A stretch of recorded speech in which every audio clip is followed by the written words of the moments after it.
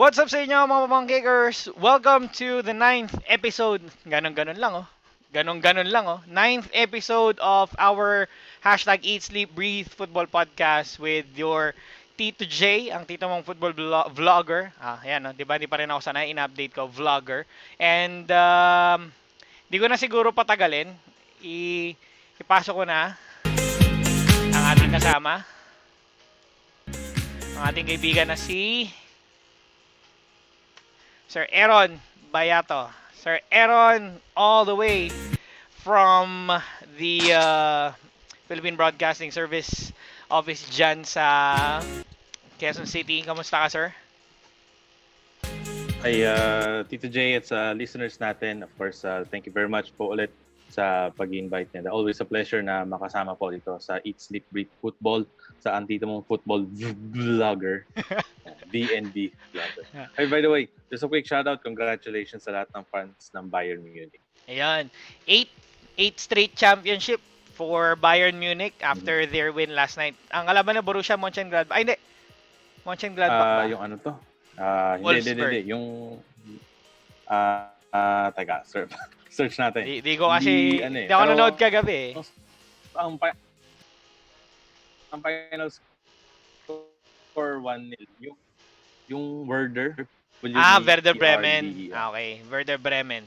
Ayan, 1-0. So, tight. Pero, congratulations sa ating mga fans ng Bundesliga dyan, mga kaibigan. So, ayun o.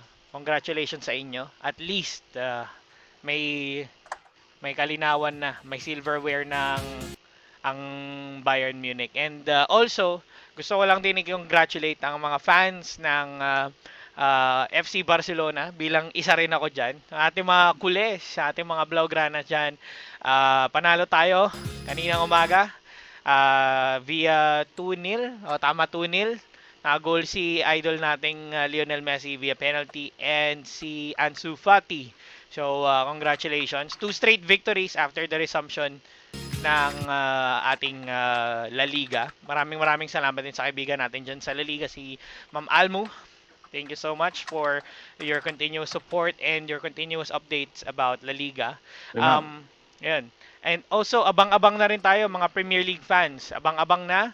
Magi-start ng Premier League, I think, Philippine time, Saturday or Sunday midnight, meron ng games. First game after the COVID-19 pandemic hiatus for the Premier League. Big game agad yan. It's Arsenal versus Manchester City, I think, kung di ako nagkakamali sa schedule. And yun. Also, we send our congratulations to the fans of Juventus for, even kahit draw lang yun, na nakuha yung game against Milan. Hindi ako Milan ba? Ay, hindi. Basta sa Coppa Italia. Hindi kasi ako masyadong nag-check ngayon. Anyway.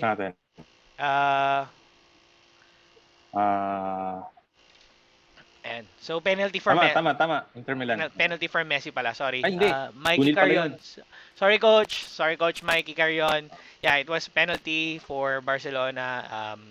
Messi scored the penalty kick. So 'yun.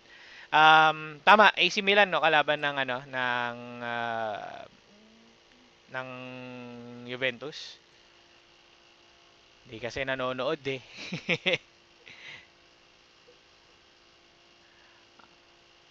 Parang last Monday. So while we're, checking it and making sure na tama yung ating tama ang ating pinta dun sa laro na yon. Kamusta kayo dyan? Comment down below. Wala, hindi showing. Ayun lang. So, ayun. So, comment below yung mga nanonood sa atin dyan, yung mga new viewers, mga bagong sali, mga bagong like. 5 na lang po. Paalala lang po, 5 na lang. 3,000 followers na po tayo sa Facebook. So parang awa nyo na yung mga kaibigan nyo. Imbitahin nyo na, manood sila sa ating podcast. At I promise, in the next few days, weeks to come, Tito will definitely try to put up some vlog entries or contents once again for you mga pamangkikers. Na-miss ko na rin mag-vlog. Quick shoutouts kay Fitch Arboleda of Stallion Laguna FC, Franz Emmanuel Reyes, and of course, Coach Mikey Carrion. Thank you so much for watching. Keep them coming mga pamangkikers. We have a very interesting topic for today. Something na we want to tackle more since ito yung medyo malaki yung impact, especially, well, malaki impact in terms of grassroots development.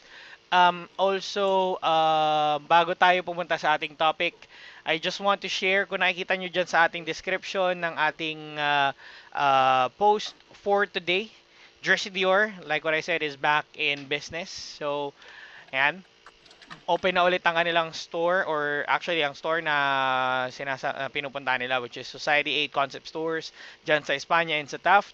You can purchase your clubs or your favorite clubs jerseys out there. You can visit the store, or you can also stay at the comforts of your home and purchase your kits by by going to the website of Society 8 Concept Stores. So puntahan nyo lang yung page nila. The website is shop.society8.ph/brand-partner/Jersey Dior PH. So punta lang kayo doon.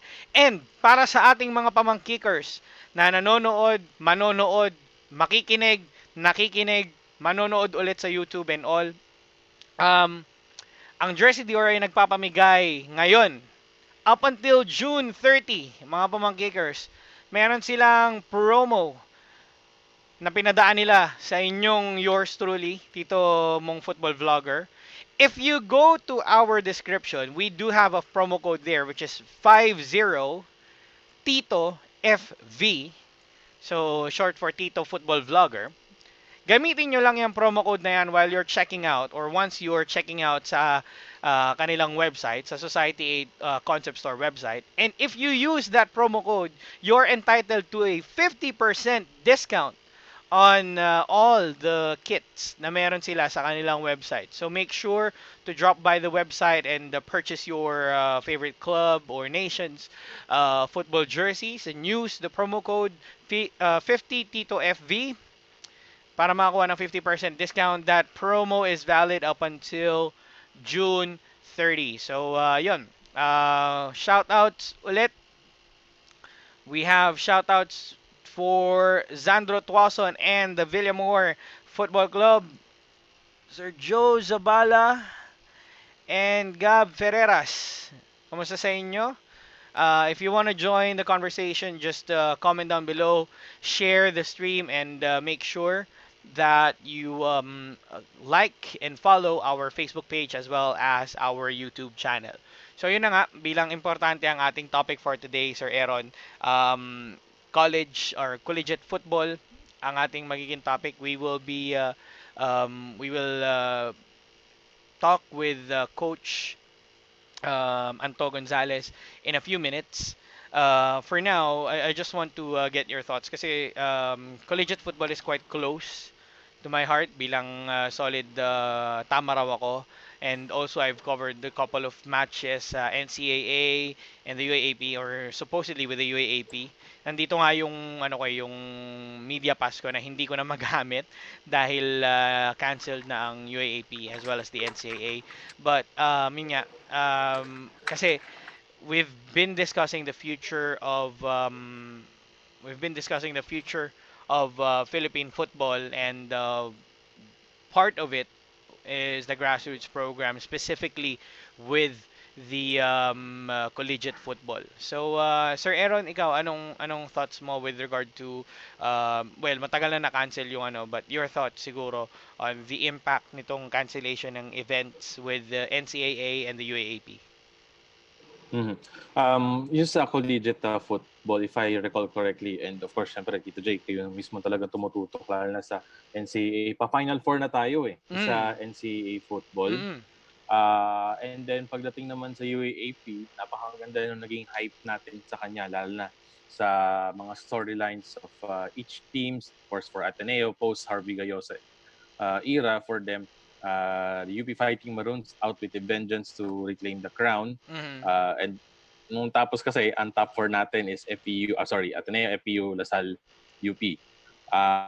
Sayang, we could have seen napagkait tayo ng maganda sanang action na aabangan sana natin na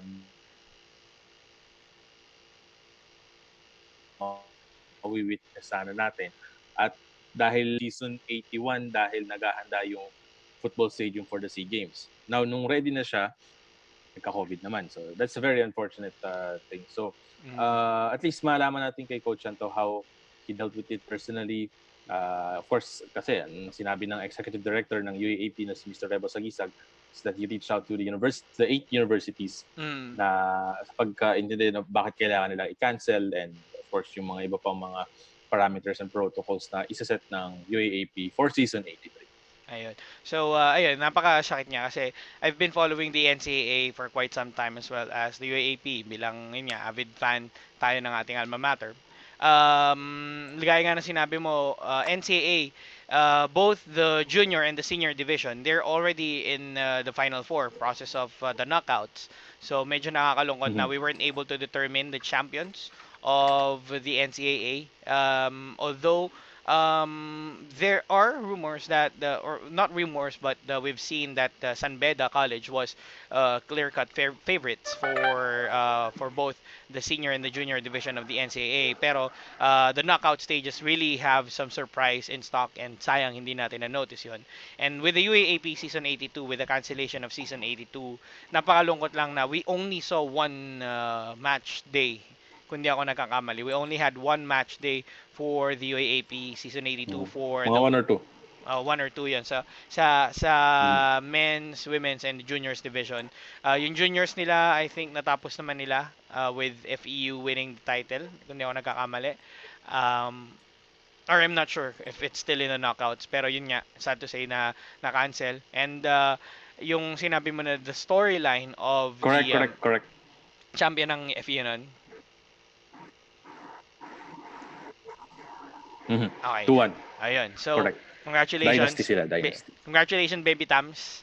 Ayun. So, nakakalungkot lang kasi with the storyline that we have for the seniors division, yun nga, with Ateneo, how are they gonna deal with post Harvey Gayoso season, and with UP trying to win the trophy again, and also with FEU, a personal take with FEU, um, they have this amazing program. I think 10 championships for the Far Eastern University Baby Tams. But when it comes to the senior division, hindi ganong nagre-reflect. There are times that they're in the Final Four. There are times that they're missing out on a Final Four spot. So medyo inconsistent, but hopefully it will push through. With season 83 coming in, there are talks na it's just gonna be similar with NCAA. I think with NCAA they only have basketball, volleyball, swimming, and table Track and tennis. field. Track and field, Or ayun. table tennis. So, Mm-hmm. basketball, volleyball, track and field, swimming, yung mga events nila. And most likely, ito rin yung magiging route ng UAAP. Hopefully, mag-improve pa. And, yun nga, siguro ang pinapanalangin na lang din natin is mag-improve yung situation dito sa atin in terms of pagbaba ng uh, cases ng COVID-19. Makahanap na sana ng solusyon. Ayun. So, I mean, hindi rin natin kasi makontrol eh. I mean, people wanted to go out because they need to work. Yung mga taong di nakakuha ng ayuda and all, so kailangan nilang lumabas. So, there was this debate before na nung ECQ pa, reklamo ang tao na ECQ. And then when GCQ started, reklamo rin naman ng tao na dadami ang cases. I mean, we can never be happy with the situation that we have. So, impacted lahat, sports, entertainment, leisure, lahat na impacted. So hopefully makahanap ng solusyon, not only the government but us individuals as well, kung ano man yung pwede natin maitulong sa ating gobyerno. But going back to the discussion or siguro our takes dito sa collegiate football, aside from the fact that we are deprived or we were deprived of the opportunity to see an amazing season 82, a dramatic season 82. Siguro na deprived din tayo yung opportunity na makita yung future talents ng ating bansa. Sir Aaron, we have the ADT coming in for the PFL, and tinitignan din natin, or one of the major prospects siguro ng ADT is itong mga collegiate players na to. What can you say siguro sa ating you know, sa missed opportunity na yan na makita yung mga talented players natin in the collegiate level? Mhm. Well, as one na kumbaga parang observed it, kahit papaano na hindi man ganong kalalim pero at least nasundan natin sa atin yung kumbaga para magiging learning curve of each and every booter Mhm. na part na yon ng ASCAL's development team na hopefully makita natin by what kung ano mang buwan this year. Mhm. But yun nga, yung the learning curve and yung naging journey nila from the collegiate ranks on joining a professional league, kung tatawagin na silang kung pros na ba yung tawag sa kanila, no? Bagamat sila developmental team. And at the same time din, syempre, kumbaga, na alala ko lang that there might be some other graduating collegiate players na hindi nagkaroon ng chance to Ayun. prove themselves, make a name for themselves, and for make a name for their respective university. Makapag-champion man sila o ipasok man lang nila yung kanilang club or team sa Final Four would have been very special. But in that case, hopefully, na payagan ng IATF na makapag-resume yung mga professional leagues including the Philippines Football League.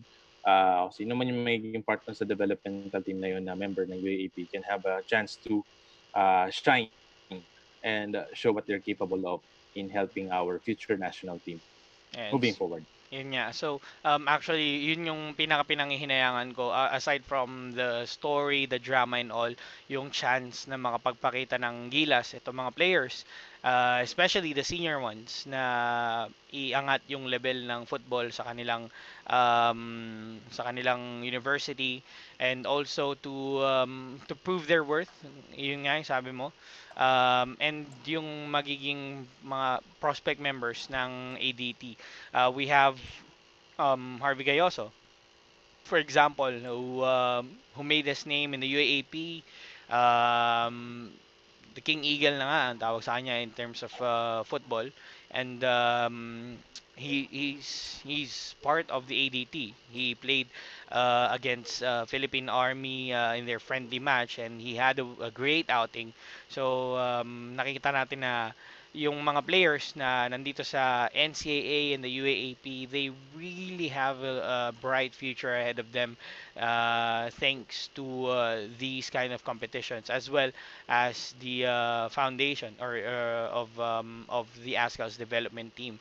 So yun nga, hopefully with IATF giving the go signal for the Philippines Football League to conduct their training sessions and eventually their league, hopefully magsunod-sunod na or sumunod na rin ang iba't ibang sports or iba't ibang footballing events dito sa atin, starting off with the collegiate, the high school football competitions, kasi if we won't nurture yung ating mga players ngayon, or hindi natin mabibigyan ng chance siguro na makapaglaro itong mga players na to, we might have a difficulty of finding players who will suit up for the national team. And siguro one thing that we would like to discuss muna, or before we head into our break and introduce our guest for today, which is Coach Anto Gonzales. I've heard and seen rumors, actually via Twitter, na merong mga players overseas na nagko-commit na or in the process of committing to the national team or to our senior squad. So puntahan lang natin yung balita courtesy of Twitter. Filipino Football Scout siguro. Tignan natin yung kanilang tweet wherein there are players like um tignan nga natin yung mga players na meron.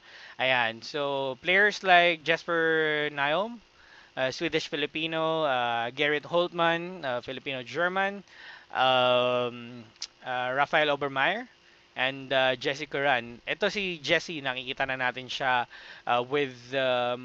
or I've seen him train before with the Ascals back in Bacolod. Nakita rin natin na yun nga, he's putting in his commitment for the national team. There are also players like Michael Kempter, Nico De Vera, Bernd Shipman na tinitignan ni Coach Scott Cooper, and hopefully na they will pledge their commitment with the national team. Abangan natin yung mga balita na yan. So lumayo lang tayo ng konti sa collegiate just to give you a couple of updates with regard to our Filipino players overseas na looking to commit for the national team. And siguro a couple more before we head into the break. Shout out ulit si Alerion Fuerte. Shout out to the Fairview Amigos FC. Uh, Claire Sean Lear, ang hirap basahin ng pangalan. Angelo Arrive, Sir Carlos Pineda, thank you ulit for watching. And yun, maraming salamat sa ating viewers. Siguro, one last thing siguro na gusto kong pag-usapan natin, Aaron, before we introduce Sir or Coach Anto in our podcast is that how do you think can the UAAP or the NCAA get back on their feet in terms of football? Kasi nakita naman natin na UAAP and NCAA, they're quite focused right now with other major sports such as basketball and volleyball. Ano sa tingin mo yung pwedeng gawin ni NCAA and UAAP in accordance as well with the Philippine Football Federation and the IATF para makabalik sila on their siguro their normal or magkaroon ng new normal? Mhm. Yung sa NCAA, I'm not really sure kung magkakaroon talaga ng great chance na matagdag pa nila yung football given that they only stated for sports. Yung sa UAAP kasi, nabanggit ni Attorney Rebo Sagisag, Executive Director ng buong UAAP, na they're going to take a conservative approach. Hindi porkit allowed na, oy sige, balik na ulit tayo to the new normal or normal, whatever. So, susundin, they promised to us nung na-interview natin sila na they will abide sa mga protocol na ihahanda ng Philippine Football Federation at ng international body ng sport that hino-host nila. Like, for example, sa football, of course, sa FIFA, kung ano pwedeng ibigin na instructions ng FIFA. And since the UAE sa first quarter pa ng 2021, kinfirm nila kahapon, isang interesting bagay dyan is they're looking kasi na parang Alsi game style, pero hindi naman isang buong buwan lang. Meron lang ibang mga events na pagsasabay-sabayin.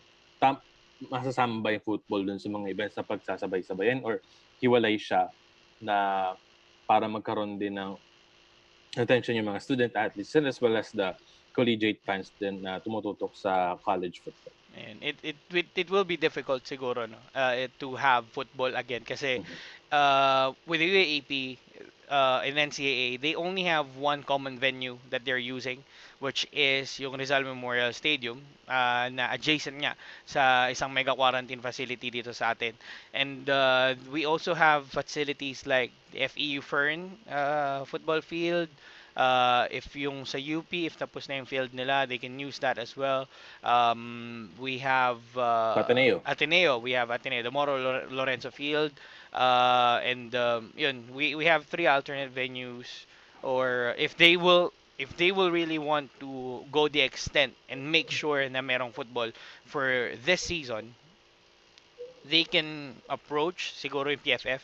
Once PFF gets the go signal for the pro leagues, they can approach the PFF and see if they can slot or if they can book a schedule as well sa ating PFF National Training Center, because at the end of the day it's called the National Training Center, which can be used by anyone siguro na willing or who wants to use the facilities with of course in accordance with the approval from the Philippine Football Federation. So tingnan natin ang magiging sitwasyon ng collegiate football, high school football, and every grassroots level football na meron tayo dito sa Pilipinas, kasi again, if we won't be able to see the future stars of the Philippines, then it will be difficult for us again to find such talents na magre-represent sa ating bansa. So, yon. Before we, one last thing, isang-isa na lang bago tayo mag-break.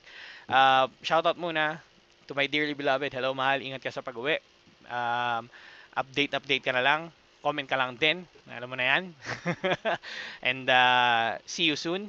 Ikaw, Sir Aaron, meron ka pa bang mga ipapabate before we go into our break?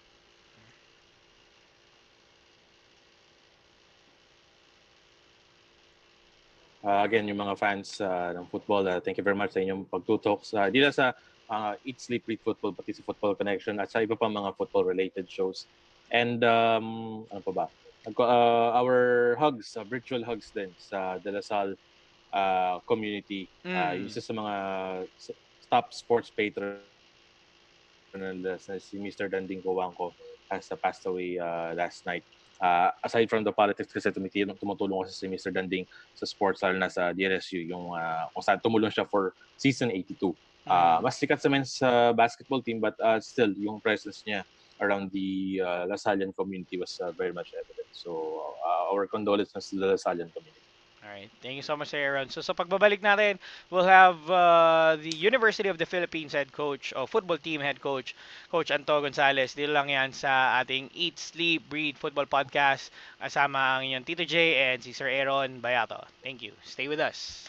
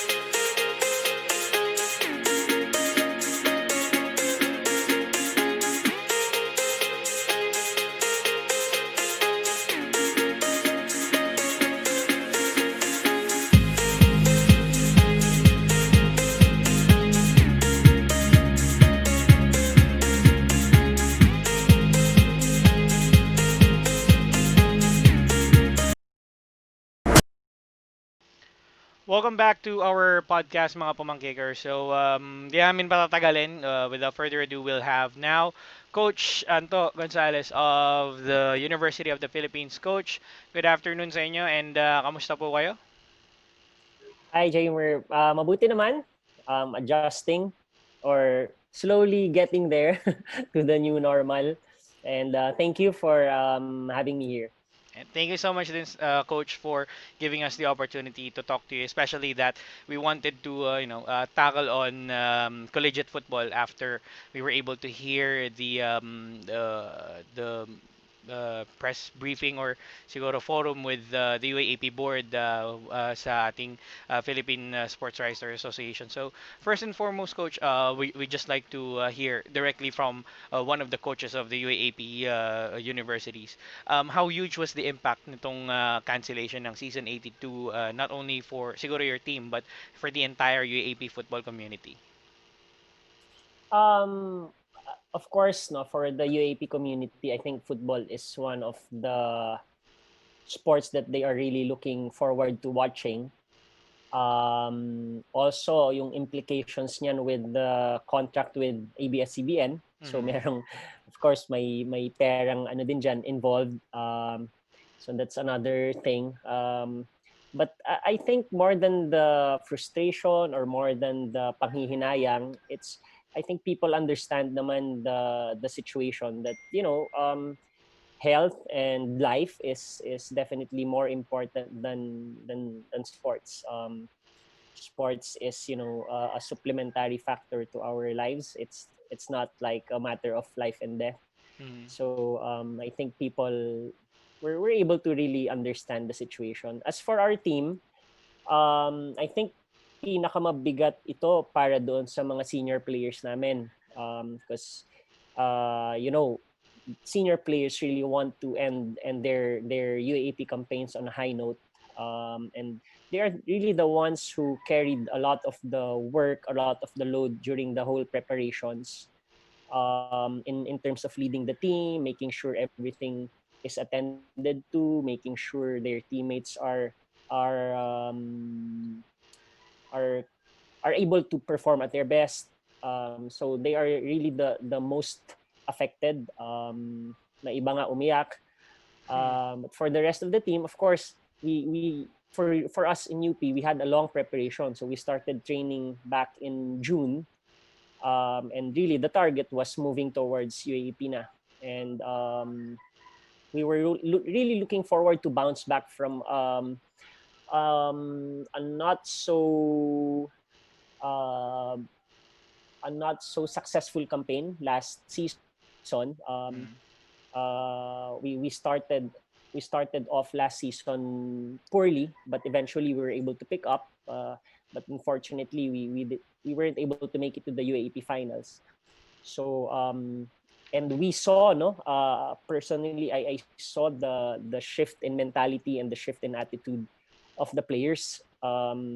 Because last year we felt like they were a little bit extra confident from coming off a championship year. We I From what I saw from last year's performances, we lacked the cohesiveness as a team. And we didn't do enough of the simple things. We neglected the simple things like winning the ball, getting back on defense.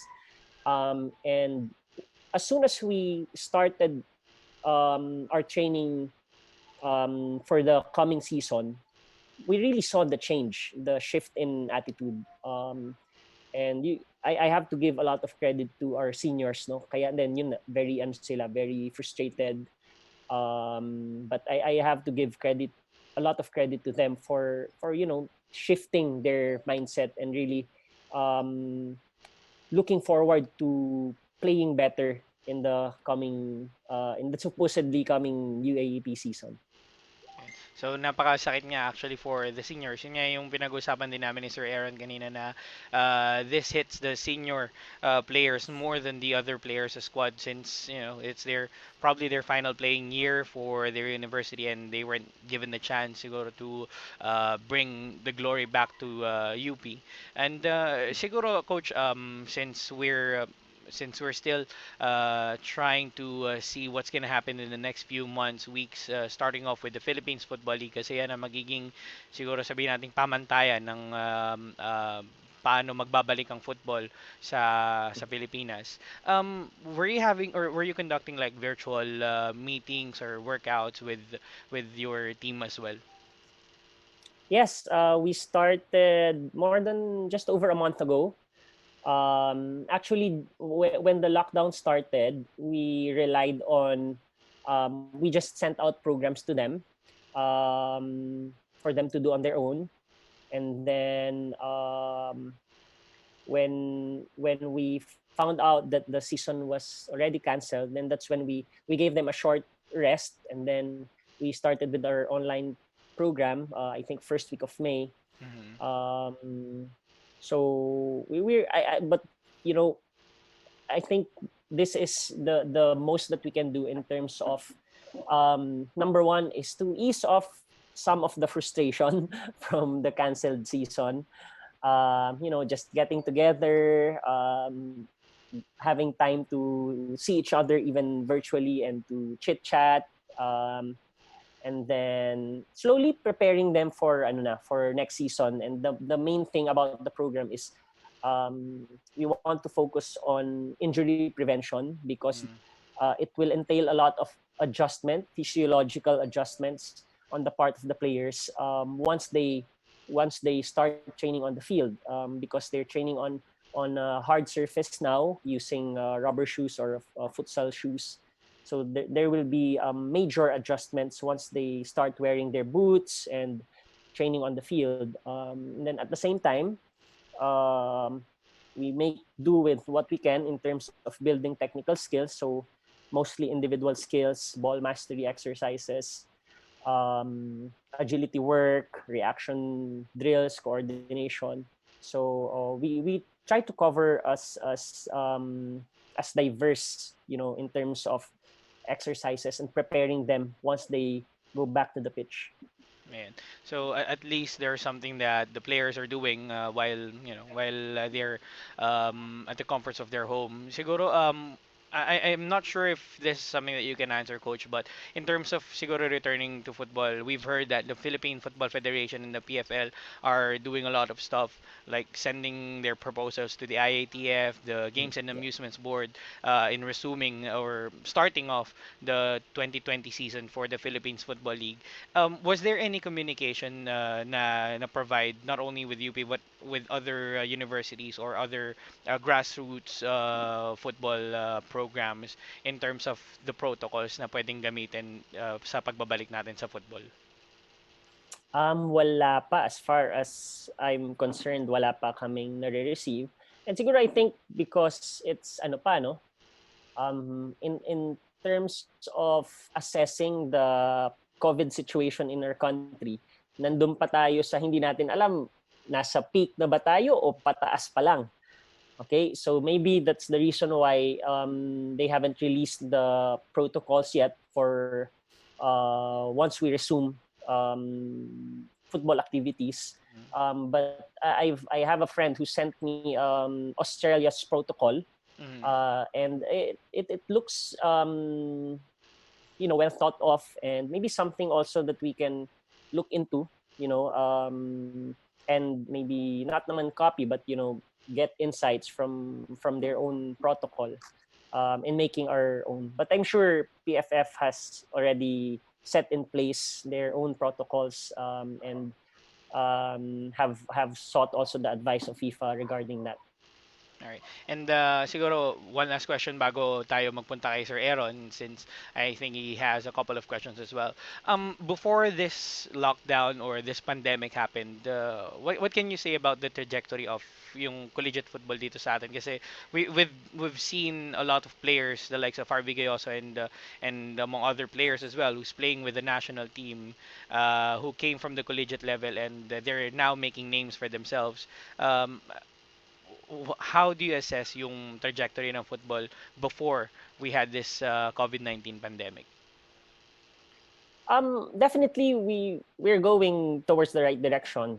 I think collegiate football has steadily progressed in the last few years. Yan nga, proof of that is a number of college players getting a chance to represent the senior team. And then actually there have been plans of putting up U23 league, Mhm. the YFL group, the Youth Football League group, um, to bridge the gap from college and going into the pro leagues, because I think that's one key area that we sorely lack, that's missing. We went to we brought the U22 group before the SEA Games. We brought them to a few competitions, 3 competitions, and the gap in terms of experience, in terms of game understanding, in terms of physicality, it's tremendous. And mainly because, aside from the fact that some ASEAN countries and Asian countries are a bit more developed on the football end, they also have the advantage of young players getting to play, or given that opportunity to play professionally already. So the U22s of Vietnam, of Indonesia, of Singapore, these are already professional players, majority of them. playing against the best in their country, playing against some of the best foreigners. So there's really a gap in terms of the game, and that's one thing that we need to catch up on. And yun nga, sayang, no? There was supposed to be a league to be set for with the main goal of bridging that gap from collegiate to professional. But for me, more than that, I was just talking to Alvin Ocampo a few nights ago, and we were talking about how do we improve further the level of the collegiate players. And for us, the only solution, aside from having an elite program set up like at the U12, U14s, I think allowing our collegiate players or giving them that opportunity to play at a higher level, playing with maybe setting up a second division league or whatever, or allowing them. For me, nga, I would want to expose them into the pros already. So if we can set up something, na they will be considered as youth players, maybe allow each club to have 3 or 5 youth players that they don't necessarily have to pay. Okay, maybe we can do something like that just to raise the level of our collegiate players. That's a great point, Coach. Because I believe there are countries that are doing it just like what you've mentioned. It's, for example, there's like Singapore, wherein with the Singapore Premier League, they're requiring clubs to have like 3 or 4 youth players in their teams. Na yun nga, either they get paid or not, they have to play for the said teams in the Singapore Premier League, and hopefully magaya rin natin or makakuha tayo ng tips sa ating mga kapitbahay sa Singapore. So now let's turn over to Sir Aaron Bayato of Radyo Pilipinas. Sir Aaron, any questions or couple of questions that you have?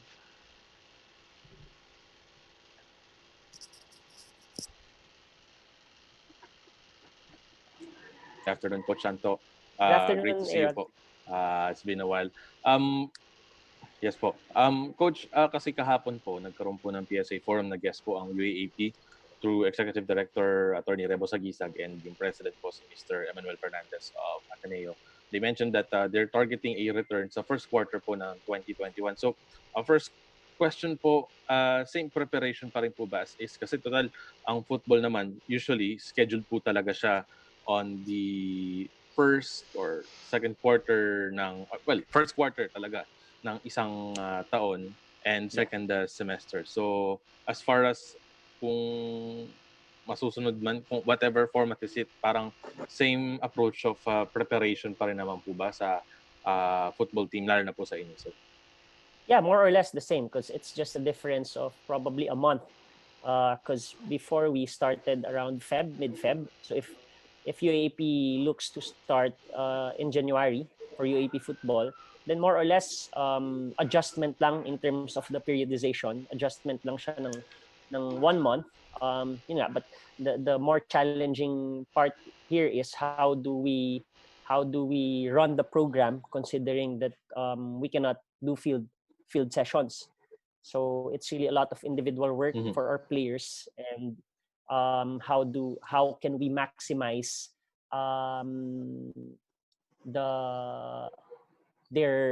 them staying at home while also gaining traction in terms of achieving the objectives of our program.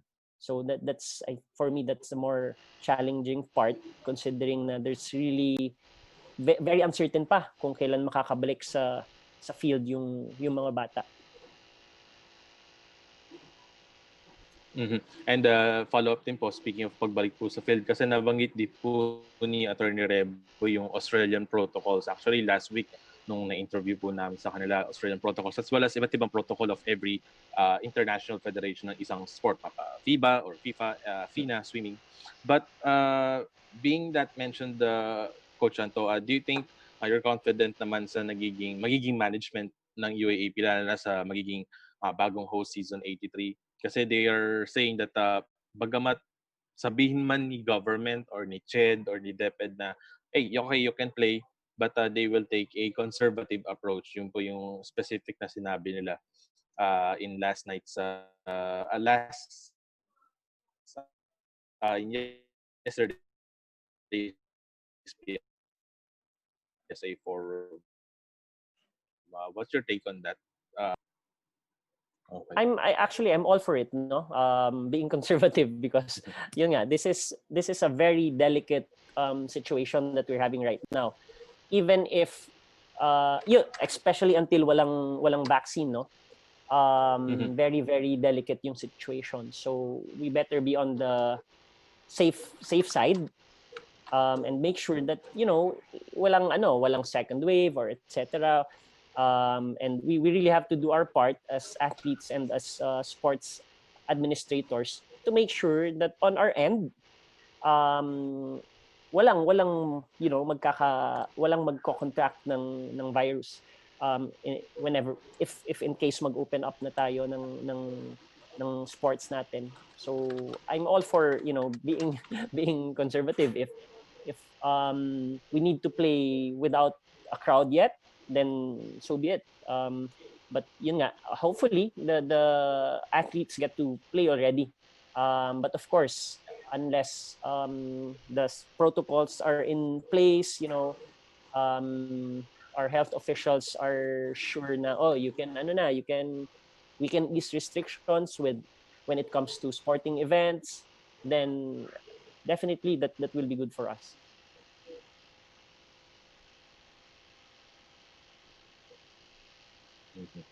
So, I just want to say that questions po hindi lang po sa collegiate football but to Philippine football as well, and we hope to see you again sa pitch. Thank you, Aaron. Thank you so much, Aaron. Now, Tito J, thanks. okay, thank you, sir. Now, yun nga, with the other questions that we have, we were able to tackle siguro yung current situation ng collegiate football and siguro yung magiging plans for the future.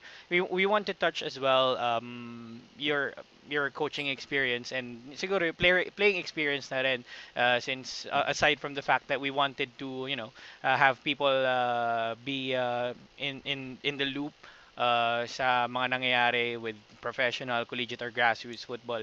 We want to catch up as well with some of the players, coaches na nasa football industry. Coach, aside from UP, you've also had experience coaching the national squad, specifically in the 2018 Bangabandhu Gold Cup sa Bangladesh. You were able to handle some of the senior players and yung mga under 23 or under 22 players na sinama sa squad. What can you say about the siguro yung performance ng team na yon, and what have you learned as a coach, or any experience na natutunan mo as a coach nung stint nyo sa Bangabandhu Cup? I think that the biggest takeaway, or maybe insight I got from that experience was the fighting spirit of the Filipinos are on another level. That's what other countries cannot take away from us. Imagine we didn't get to train together. That the team was formed hastily. Actually, I was kinausap ako about the job just maybe a week or just over a week before the team was scheduled to leave. So we really didn't have time to train before we leave. And nagkaroon pa kami ng problema sa visa. So na-delay yung pag travel ng ako at saka ni Coach Popoy, yung co-coach ko. So during the first 2 days, the players trained on their own. Buti si Coach Joseph was there. So we just sent them out the program, and they trained by themselves, no. And then dagdag pa doon yung pagod sa travel. I think they were almost in transit for maybe 24, close to a day, close to 1 day. Kasi ang tagal ng layover. So what they went through, no, and it was a team nga na hindi magkakakilala. Doon na lang sila nagkita-kita once they got to Bangladesh. And but and actually dumating kami ni Coach Popoy on the day of the game. So diretso na kami sa team meeting, and then but the players were very, very calm, very composed, and I think that the boys just wanted to represent the country as best as they could. And parang I think for most of them it was a chance kasi parang a lot of people were saying, oh, ano lang to, parang second team ng Azkals because parang yung first team nandoon sa training camp. So, but I think most of them took that on as a challenge, no? Na hey, we're not a second team. We are Azkals. So they had that confidence and self-belief in them na they're the national team of the Philippines. So that group was very, very inspiring.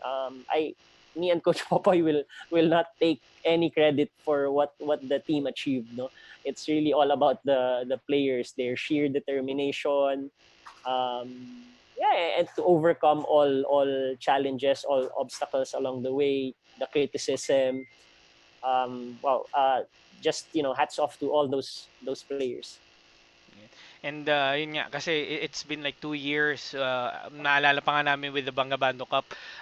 Yun nga, sabi mo coach, the first team, supposedly yung ating World Cup and Asian Cup squad is nagte-training sila sa, I think they were in Qatar, training for or they have their training camp back in 2018, and there was a separate team for the Bangabando Cup since we were invited by Bangladesh. But I think most of the players that we had there, if not the second stringers ng ating national squad, they were siguro yung mga developmental players natin. I think Harvey also was there in that tournament. Ian Clarino. Yeah. So we have the developmental players out there.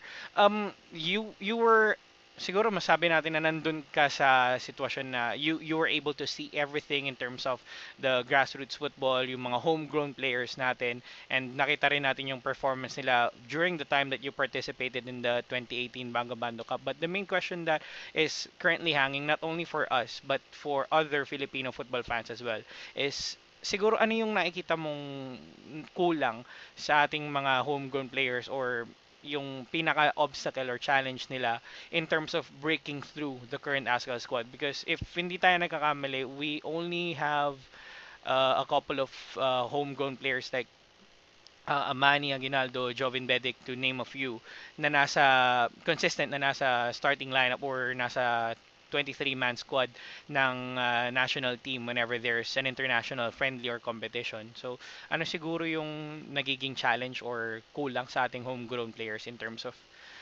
reaching that stage?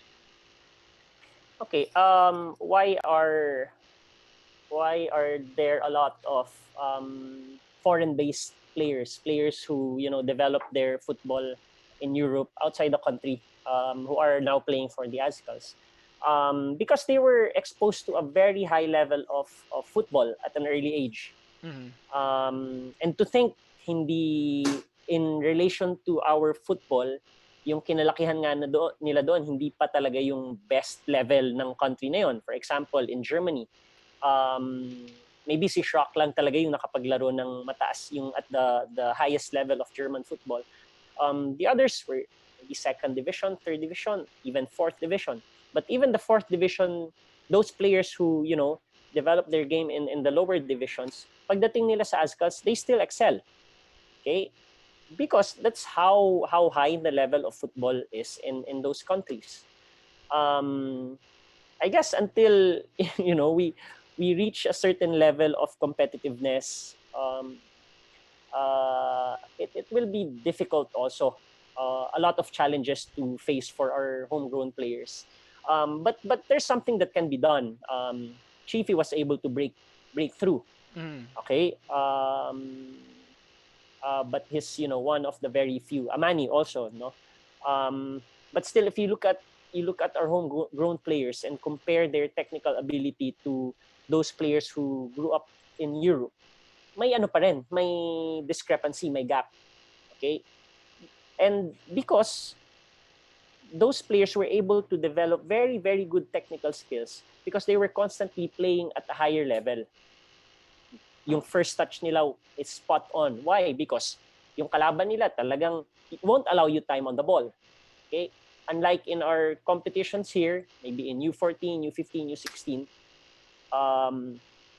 kids still allow a lot of time for attackers on the ball. So there's not a lot of pressure. Okay? But it's changing. It's progressing naman. But for me, that's the main component, no, that I see as to why homegrowns find it difficult to break through into the ASCAs, especially now that they're competing for slots against players who develop their football at a higher level. Sige, Coach. Thank you. So, before we head into the other questions that we have, there are also questions coming in from our fans. Siguro bago natin puntahan yung questions nila and the remaining questions that we do have, let's say we take like a minute or two, quick break, and siguro pag-usapan pa natin, we have couple more things to discuss. Siyempre, we don't want to avoid the fact that you also played for the national team, so we want to tackle more as well into your playing years and siguro what can you see in our future. So, Coach, let's just take like a minute break, then balik tayo, we answer a couple of questions coming from our fans. Okay. Thank you, Coach. Alright, welcome back mga pamangkikers dito sa hashtag Eat, Sleep, Breathe Football Podcast. Tonight we still have Coach Anto Gonzales of the University of the Philippines football team. Before the other questions na meron ako, we just want to acknowledge the presence of our viewers. We have Sir Hamed Hajimedi of Mendiola FC, Coach Dennis Balbin of the Tondo Football Club, Sir Ives Montesilio, local organizing or local officer pag may laro ang Ceres, Referee Michael Barajas, si Coach Alvin, nanonood din sa atin kanina. Oy, Coach Alvin, kuya. Ayan. So, thank you to our viewers and yun, shout out, di ko isa-isahin. Coach, meron lang tayong parang question dito regarding lang sa squad mo siguro sa UP. From Franklin Evan Francisco, player to ng University of Makati. Coach, ano yung difference na input nyo sa system noong time nila Valmayor compared sa time nila Borlongan up to the present? System. Okay. During Valmayor's time, we were more of a defensive team. Mm. We didn't have, like I felt at the time, we didn't have enough players who can really keep the ball under pressure. Okay. So our style back then was, to mostly to defend and then to hit our opponents on the counter. Mm. And that's how that's where Jinggoy thrives, no? On the counter, because he's very powerful, he has speed. And at that time also we felt that we cannot do a high pressing game. Kasi nga ayaw naman naming mapagod ng gusto si Jinggoy. Mm. His build is not the type na you'd let him to run, a lot. Yung build niya is pang short bursts. Mm-hmm. But hindi siya yung type that will constantly run. That's not his game, no? So we adjusted basically our system to something wherein we can really maximize the strengths of our team. And then when I think the shift happened when we got the group of sina Borlongan, Miyagi, La Paz, Patangan, Magdato, Saavedra, those players were they were very good with the ball, no? Even under pressure, very very skillful. So that's when we saw that maybe we can be more attack minded. We can think of the offense more. So that's when we shifted our formation. During Jinggoy's time, we played a 4-2-3-1 formation, but really asking our wingers to really drop down.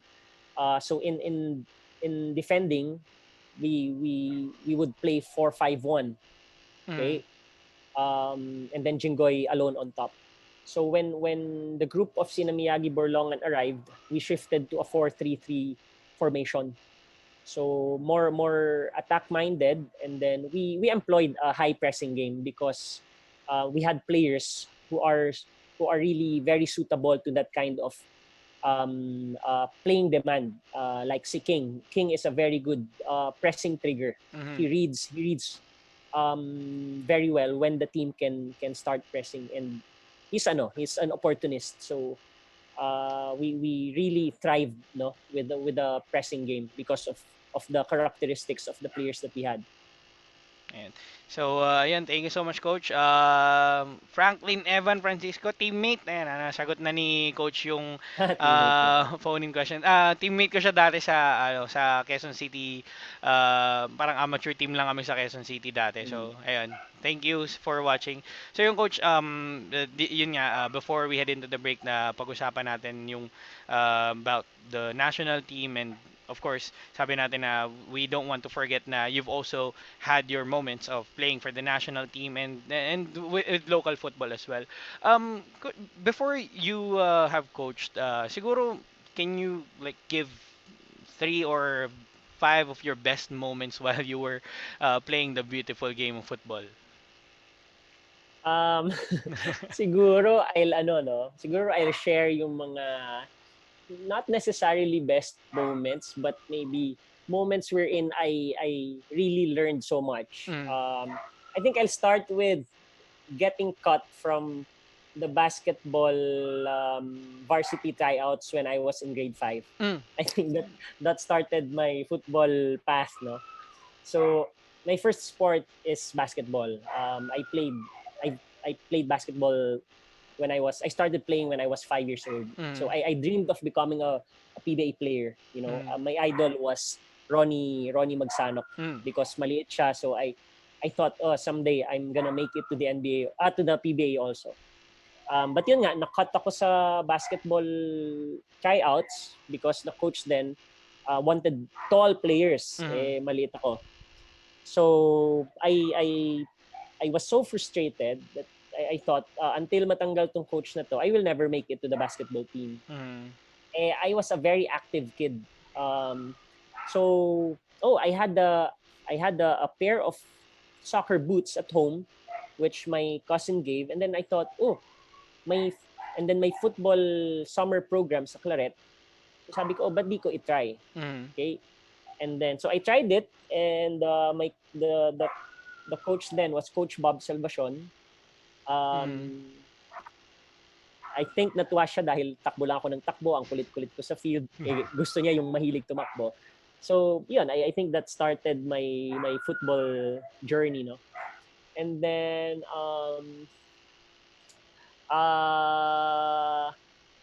siguro one more thing, one memorable experience is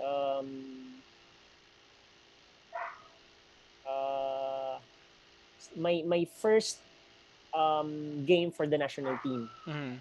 It was in 2006. It was in a Challenge Cup competition. We were playing Taiwan. For some reason, I was a bit nervous, and then I didn't play so well. I even cost us a goal. So medyo involved ako doon kung paano nakascore yung kalaban. So I felt really bad, and then actually one teammate even blamed me. Bakit kasi hindi mo na clear ng maayos, ganyan. So I felt really down. And then we only had, I think, 1 day rest. But grateful to Coach Aris that he still trusted me. So he gave me another start, and fortunately I was able to bounce back from a very, very bad performance. And then on our next game, I was actually named the player of the match. So coming from a very, very bad first national team game to playing very well, and bonus yung pagiging man of the match. So when I look back, wow, that was like parang a whirlwind from being so down and disappointed with myself to, playing well and, contributing. Although we didn't win, we only got the draw. But I think that was a really high moment for me. And then the third would probably be my comeback. Um, so my first stint was from 2006 to 2007. Mm-hmm. And then I left the game. I got a corporate job. But at the back of my head, actually, what triggered me wanting to go back was the 2010 Miracle in Hanoi. Mm. I remember watching that game at home, and almost crying with pride and joy, and at the same time crying with regret, Mm. because a lot of those were my former teammates back in 2006, 2007. Mm. I was so happy for the likes of Hener, Ian, because during my time in 2006, they were cut from the team. Mm-hmm. They were cut from the team, and they felt really bad. And then that's why I was so happy for them, watching them in 2010. And they were big contributors to the success of that campaign. But at the same time, I regret not being there. Parang I wished, why did I stop playing? Why did I go into corporate work? That's what I want to do. That's my passion. Okay, so after that, I knew that one day, you know, I will I will get that opportunity. Maybe not naman national team agad, but maybe a club competition. Mm-hmm. So while I was working in the corporate world, yung mindset ko was someday I'm gonna be given that opportunity. So I'm gonna be ready. So after work, I would run around BGC when I had the opportunity to. Sana hindi na rin nakikinig yung boss ko. Minsan pag may opportunity na kunyari may dadalhin akong document malapit sa Quezon City, because Quezon City is where I live. I will leave the office early. Sasabihin ko, dadalhin ko na yung document sa agency na to, okay? Para masasaktuhan ko yung training, let's say, ng Claret. Mm-hmm. Like, they train at 4. So yun, makikilaro ako doon. So, whenever I'd have that opportunity, I'd really play. If hindi naman, I will run in UP.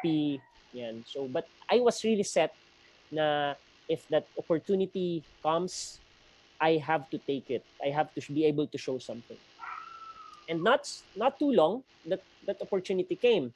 And so ironic because I was coaching UP then in UMAC, Mm-hmm. and then Kaya FC had their training right after.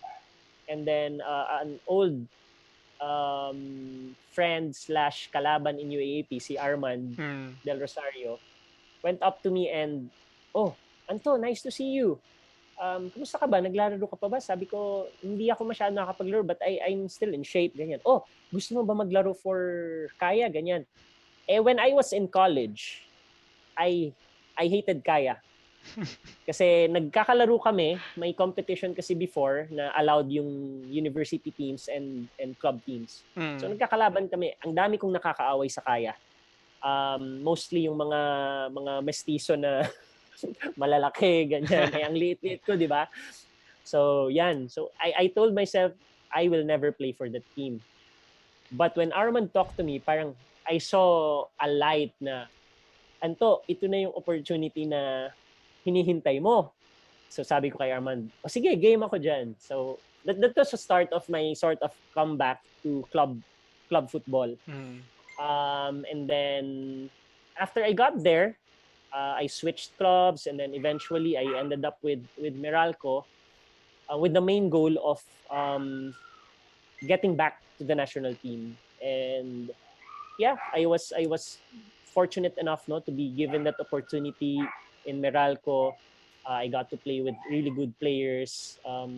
We were able to go to Singapore, so that really prepared me getting back, into the national team. And I was able to go back, I think, late 2012 or early 2013. Coach, may singit ko lang before siguro yung other moments mo. You've mentioned siguro yung love-hate relationship with Gaia being or giving or with Arman giving you like siguro realization na makapaglaro ko ulit. But then Mm. we all know Kaya and Loyola or Meralco, sila yung may pinakamalalim siguro na The rivalry. rivalry in the Yeah, yeah. Philippine club football. Do you think yung hatred siguro na masasabi na meron ka with Kaya during your playing years when you played again in club football this time with Loyola or with Meralco, do you think it fueled not only you but the entire team to make the most out of the rivalry? Actually, to be honest, when I played for Kaya, nawala yung hate ko. Because they were so welcoming and they were really a close-knit group. Okay, yun yung na-appreciate ko with Kaya. Mm-mm. Once you're their teammate, you will be their teammate, you will be their friend for life. Ganun sila. And Mm. I think that's one of the main strengths of Kaya also. They're always a family. They're always a family. They will fight for each other. That's what I really appreciated with Kaya. And they will take good care of you.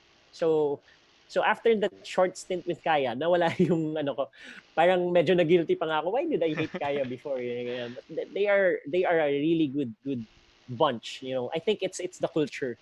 So that was way back in 2011, and until now, I think they're probably still like family, the close knit group. Mm. They don't always bring in the best players, but they're able to achieve a measure of success, I guess, because of that culture. Ayun. So, yun nga. So, good thing na you were able to make it back to club football and eventually you were able to represent the country as well. If I'm not mistaken, you were also part of the 2012 squad wherein we won the Philippine Peace Cup, the invitational tournament that we had. Um, can you share us how great the experience was after siguro after taking a break from football and then eventually representing the Yeah. country again? Actually, that was my first competition back. Mm.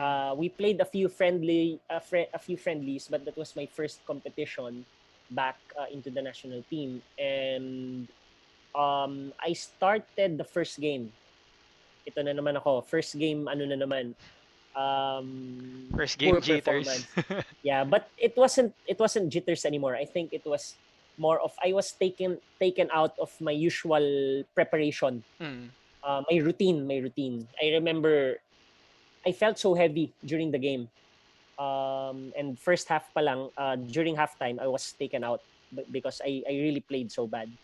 Um, Going back, I look back and how did I prepare? Ano ba yung...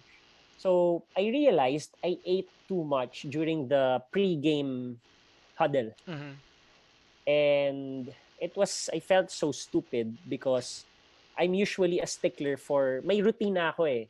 Ang kakainin ko lang pre-game is either kamote, saging, and maybe oatmeal. Mhm.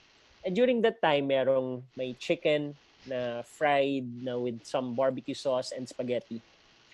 So I looked around the venue, and all of my teammates were eating ganyan. So makakain na rin nga. So I ate one piece of chicken and maybe a few servings of pasta. Aside from what I usually eat. So come game time, yun nga, I felt heavy. So I realized that must have been the factor. In any case, I played so bad, I was taken out during the halftime. Mhm. And then I felt like, oh fudge, I won't be able to play again. So yun na yung ano ko na, that's it for me. But I'll be ready. So preparing for the true enough, second game I didn't get to play. Mhm. And then last game, I wasn't supposed to start. Okay, it was, I think, Maru who should be starting. Mm-mm. Unfortunately for Maru, and maybe a little bit fortunately for me, Maru like had some, I don't know, he wasn't feeling well or may injury. So he told coach that he cannot play. Mm-hmm. So Coach Vice decided, oh sige Anto, take Maru's place. So there, so I was given another chance, and fortunately enough naman, I played well. Mm-hmm. And yeah, I think that was the story of my my first competition. But I think one thing that I want to, be proud of for myself, I make mistakes, I fall to the ground, but at least, I have that resiliency to be able to bounce back. So yun lang. At It least always coach, makes me smile when I look back at that moment. ang ganda lang din ng moment kasi before yun nga, siguro lingid din sa kaalaman ng ating fans and mga kaibigan. I was a fan as well. Or up until now, I'm a fan ng Ay, Kaya, salamat naman. ng Kaya Football Club and of course Philippine football in general.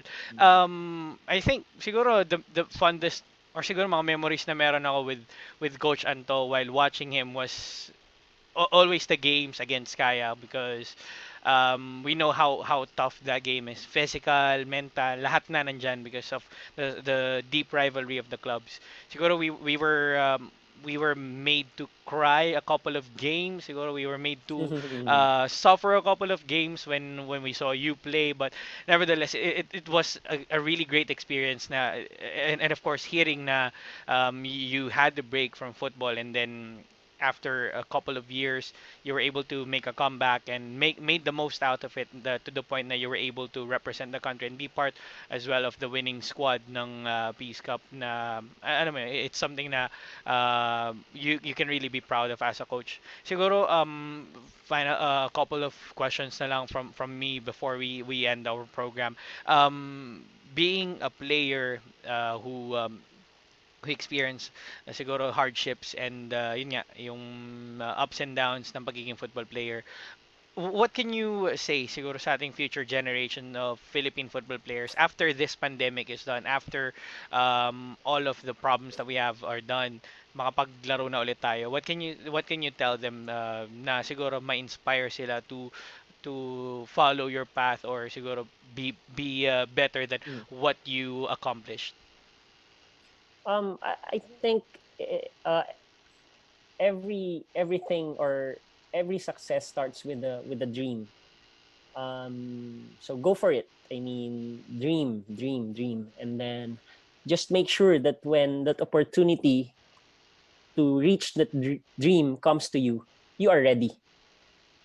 You are ready, because when you're not ready and it comes, you will regret it for the rest of your life.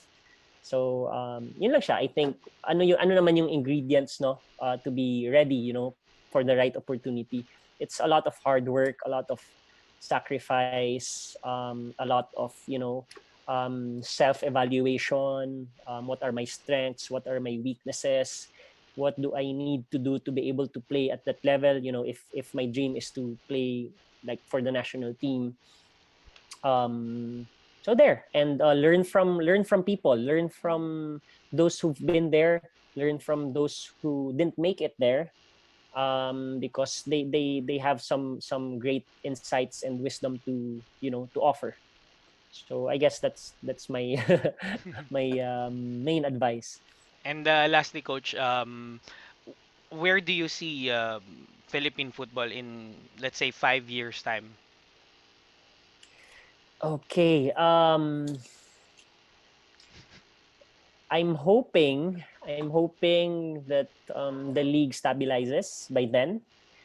We'll have at least 8 teams, and then if we won't have a strong second division, maybe we can allow the collegiate players to, play in the pro league as amateurs.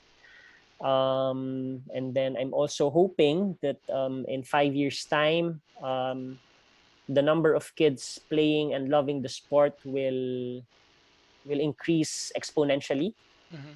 Okay, but yeah, it takes a lot of work to promote the sport. So basically, we have the heroes, and these are the future.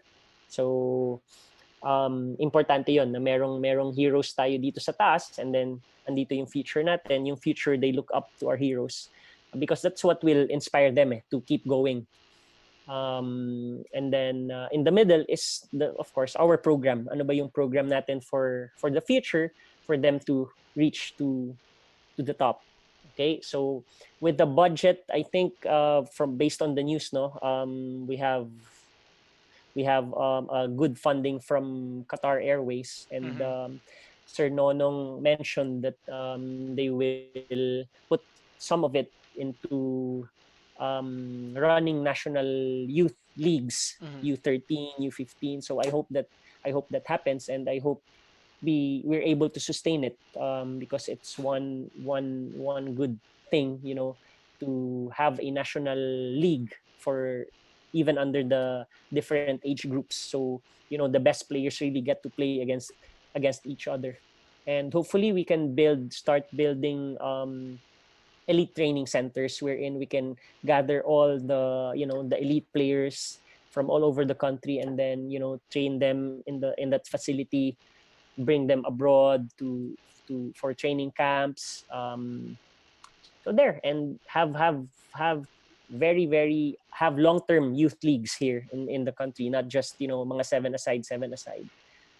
And hopefully in 5 years, by then, sana a win in the AFF Suzuki Cup would really help us push football into the next gear. I think that's yun yung missing piece Mhm. for football to go another gear. So yun ang mga hopes ko for Philippine football. Last pala, and the most important, unity. Okay, unity. Lahat ng stakeholders, federation, schools, clubs, academies, you know, sana by 2005 in 5 years time meron na tayong isang direction. Mhm. Okay? And ano yung direction na yon? Maybe if gusto natin mag-produce ng national team players, then we set towards that path. Lahat on board. So yun. Kasi sa ngayon, ano pa tayo? Kanya-kanya. Ayan, ayan. Thank you so much, Coach. Yun din yung aming hopes and dreams in 5 years' time, or kung pwede nga lang sanang as soon as possible. Pero we know that there's a lot of work to be done. Coach, anyone you'd like to greet, you want to give your shout-outs with, and your final messages to our viewers? Siguro, hello na lang sa mga viewers. Salamat sa inyong pakikinig. And Jaimer, salamat din for giving me this opportunity to share. It's always fun to talk about football. And so yun lang, walang special shout out, but Coach Alvin, salamat. Kay si Hamed nanonood, friend ko 'yan Hmm. at teammate. Ayun. Ayan. Thank you so much ulit, Coach. Sa mga hindi nakaabot, or siguro mga hindi naabutan yung part wherein Coach Anto was discussing about his team, the UP football team, you can catch the replay of this podcast right after ito. After a few minutes, it will be up again on Facebook. And then, sa mga gusto naman na mapakinggan lang to while driving or wherever you are, this will be uploaded on Spotify by Friday, and on Saturday, we'll have this on YouTube. So, yun lang. Uli, Coach, maraming salamat for the opportunity, Thank and you, Jaimer. we hope to see you soon. Sa ating mga pamangkikers, thank you so much for tuning in.